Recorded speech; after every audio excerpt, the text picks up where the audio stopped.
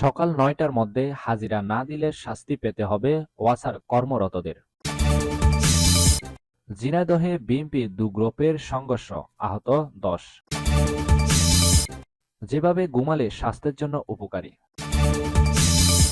সর্বশেষ জানাবো, বিগত ৩ নির্বাচনে কমিশনাররা শপথ ভঙ্গ করেছেন, বলছেন বদিউল আলম। এতক্ষণ শুনছিলেন শিরোনাম, এবার বিস্তারিত। নিয়মিত সংবাদ ভিডিও পেতে অবশ্যই চ্যানেলটি সাবস্ক্রাইব করে রাখুন। পাশাপাশি ফেসবুকে নিয়মিত সংবাদ ভিডিও পেতে অবশ্যই পেজটি ফলো দিয়ে রাখবেন। সকাল ৯টার মধ্যে হাজিরা না দিলে শাস্তি পেতে হবে ওয়াসায় কর্মরতদের। এখন থেকে সকাল ৯টার মধ্যে কর্মস্থলে হাজির হওয়ার জন্য কড়া নির্দেশনা দেওয়া হয়েছে ঢাকা ওয়াসা কর্মরত সব কর্মকর্তা কর্মচারীকে।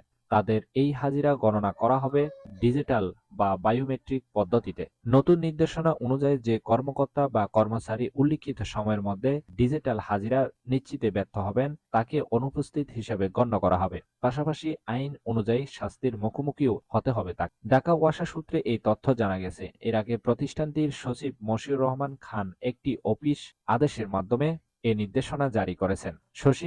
সচিব মশিউর রহমান খান জানিয়েছেন, ঢাকা ওয়াসার সব কর্মকর্তা কর্মচারীকে কর্মস্থলে সকাল ৯টার মধ্যে digital biometric time attendant device সিস্টেমে প্রবেশ ও বাহিরের সময় আবশ্যিকভাবে হাজিরা প্রদান করতে হবে। অন্যথায় তার বিরুদ্ধে আইনানুগ ব্যবস্থা গ্রহণ করবে ঢাকা ওয়াসা। ঝিনাইদহে বিএনপির দু গ্রুপের সংঘর্ষ, আহত ১০। ঝিনাইদহের হরিণাকুণ্ডুতে বিএনপির কর্মী সভায় বিএনপির দু গ্রুপের সংঘর্ষের ঘটনা ঘটেছে। এতে অন্তত ১০ জন আহত হয়েছেন। হরিণাকুণ্ড উপজেলার লালন বাজারে এ ঘটনা ঘটে। এ সময় ভাঙচুর করা হয়েছে সমাবেশের চেয়ার। জেলা বিএনপির স্বাস্থ্য বিষয়ক সম্পাদক ইব্রাহিম রহমান বাবু কর্মী সভায় আয়োজন করে। সমাবেশ চলাকালে ইউনিয়ন বিএনপির সভাপতি রনি আহমেদের লোকজন সমাবেশে হামলা চালায়। সে সময় কর্মীদের মারধর, চেয়ার ভাঙচুর করা হয়। এতে অন্তত ১০ জন আহত হয়। খবর পেয়ে পুলিশ ঘটনাস্থলে পৌঁছালে পরিস্থিতি নিয়ন্ত্রণে আনে। আহতদের উদ্ধার করে হরিণাকুণ্ড উপজেলার স্বাস্থ্য কমপ্লেক্সে ভর্তি করা হয়েছে। এ ঘটনায় থানা বিএনপির সদস্য মন্টু হোসেনের শারীরিক অবস্থা গুরুতর হওয়ায় তাকে ঢাকায় রেফার করা হয়েছে। যেভাবে ঘুমালে স্বাস্থ্যের জন্য উপকারী। মানুষের সুস্থতার জন্য প্রয়োজন পর্যাপ্ত পরিমাণ ঘুম।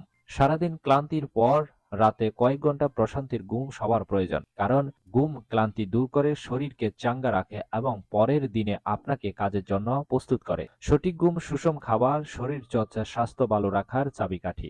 ঘুম অবশ্যই আপনার স্বাস্থ্যের উপর প্রভাব ফেলে, কিন্তু ঘুম সঠিকভাবে হওয়াটা জরুরি। আর এই ঘুমের অভ্যাস হয় এক একজনের এক এক রকম। কেউ কাত হয়ে ঘুমাতে ভালোবাসেন, কেউ আবার চিত হয়ে। আমাদের মধ্যে এমন অনেকে আছেন। এর মধ্যে আপনি কিভাবে ঘুমাচ্ছেন, কেমন বিছানায় ঘুমাচ্ছেন, সেটি অবশ্যই স্বাস্থ্যের উপর প্রভাব ফেলে। চলুন জেনে নেওয়া যাক কোনভাবে ঘুমালে স্বাস্থ্যের জন্য উপকারী। অনেকভাবে আমরা ঘুমিয়ে থাকি।